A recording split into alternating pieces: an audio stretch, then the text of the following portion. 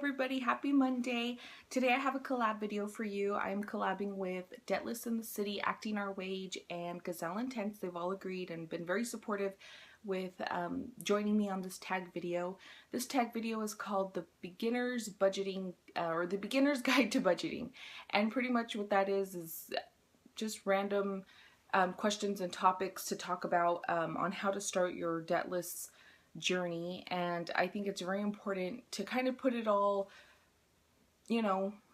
together in one post, just like a quick tip guide to anybody that wants to start or anybody that has questions on how other people kind of started their journey. And one of the girls is actually already debt-free, and I'm kind of looking forward to seeing what she has to say, because I definitely want to get tips and tricks from her. So I am going to go ahead and get started on the questions, and hope you all enjoy. Okay, so the first one is looking in the mirror. How do you know you need to start a budgeting plan?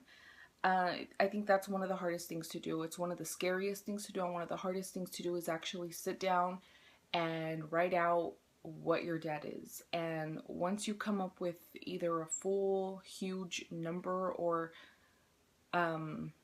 you just put a stack of credit card bills together and you're looking at them, I think that's the hardest things to do, because it's really easy for us to get into a routine of just writing out the monthly checks or having direct withdrawals from your checking account to pay off debt.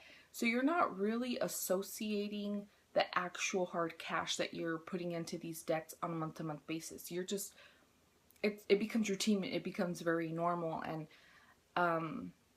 it's really easy to not see it as a big deal. It's really easy to see it as, okay, this is my lifestyle. I'm going to have these bills for the rest of my life, and I'm okay with that, because that's the norm. That's how we all, at least in my world, that's how everybody lives. Everybody lives paycheck to paycheck, and everybody just, oh yeah, I have that debt, but it's okay. Like, I really want to take that trip, or it's okay, I really need a bachelor's, which is my situation.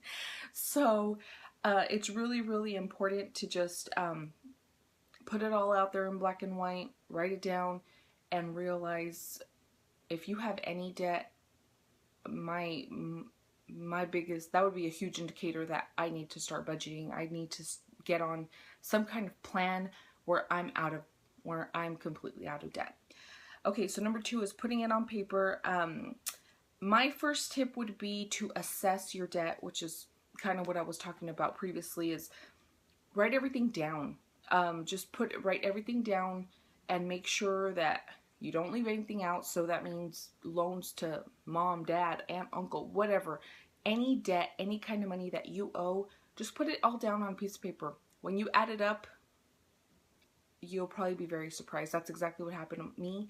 It was a huge wake-up call, which I actually have a video about, because when I totaled all of my student debt, I was horrified. I mean, I have 3 lenders, and like I said, I was just making payments on a month-to-month basis to all 3 of them, not realizing what it was that I completely owed to all of them. And when I put all the numbers together and came up with a little bit over $50,000, and this is after I've already paid a lot of it off, I was horrified. So I've had these loans for years and years, and it wasn't until 2 months ago where it dawned on me. I'm like, let me total them up, see what it looks like.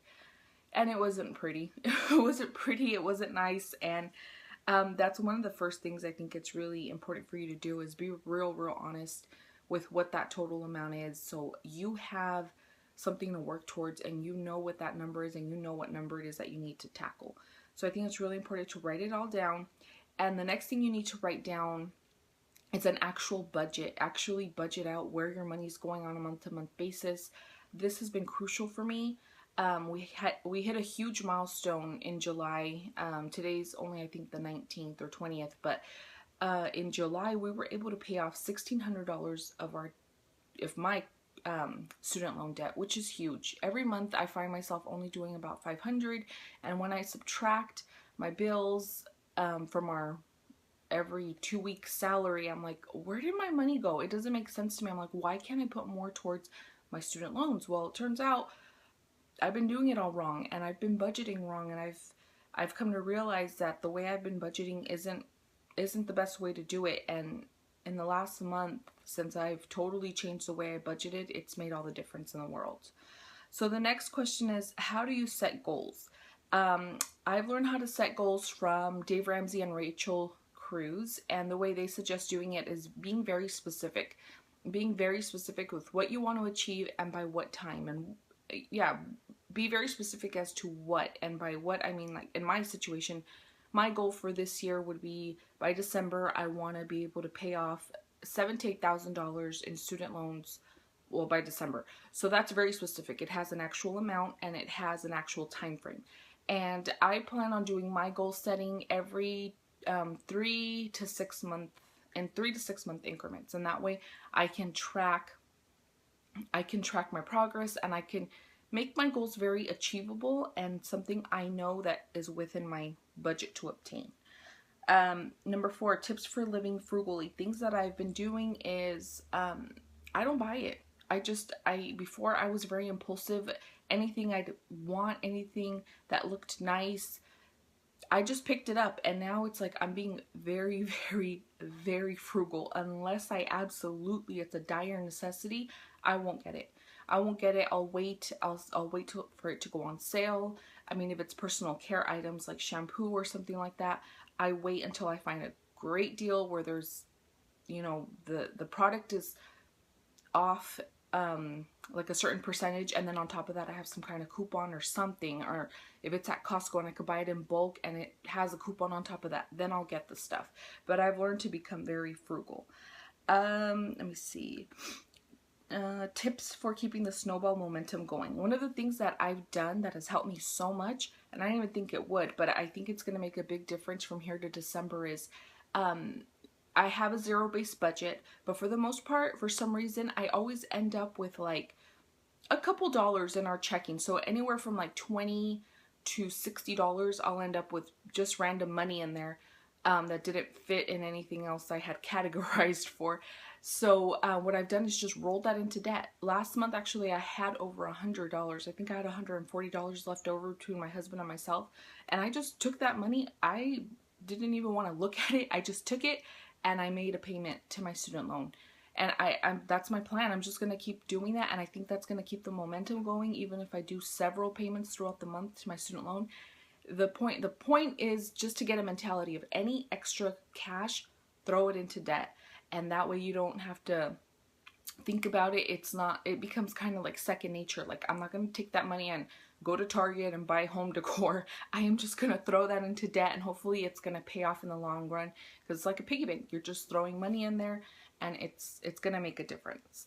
And the last one is, what does living like no one else mean to you?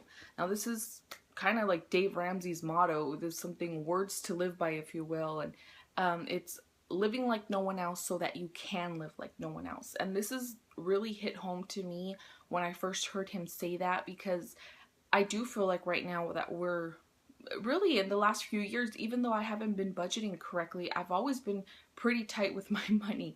And it is embarrassing. I mean, when you have family members and friends that want to do stuff, they want to go places, they want to eat out, they want to see you have an extravagant birthday party for your son.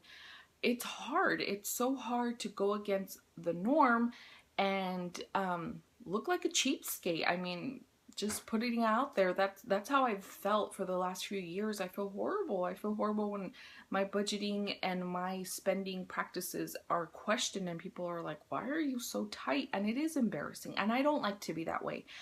But at the end of the day, I have a goal. At the end of the day, I have a place that I need to be, a place I need to get to, and spending my money at a fancy steakhouse isn't going to help me any.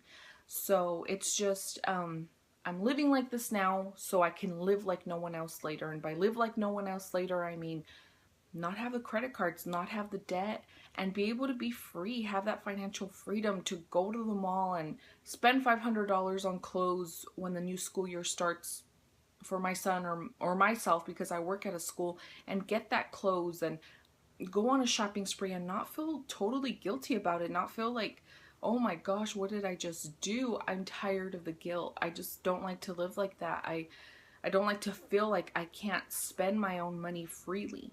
So, and also, I mean, obviously live like no one else by having a retirement plan, having a college fund for my son. This is these are all things that I want for us. So I hope this helped anybody and everybody who's budgeting, who's starting, who's in the middle of the process. Please give me any of your feedback. Let me know how you feel. Let me know if you feel the same way I do, because I know it's a whole community of us here on YouTube, and that makes it all the better. So thank you all so much for watching. I hope you enjoyed this video. I hope it helped you in any way. And please feel free to make one yourself and answer any of these questions. Thank you all so much for watching, and I really hope you have a great week.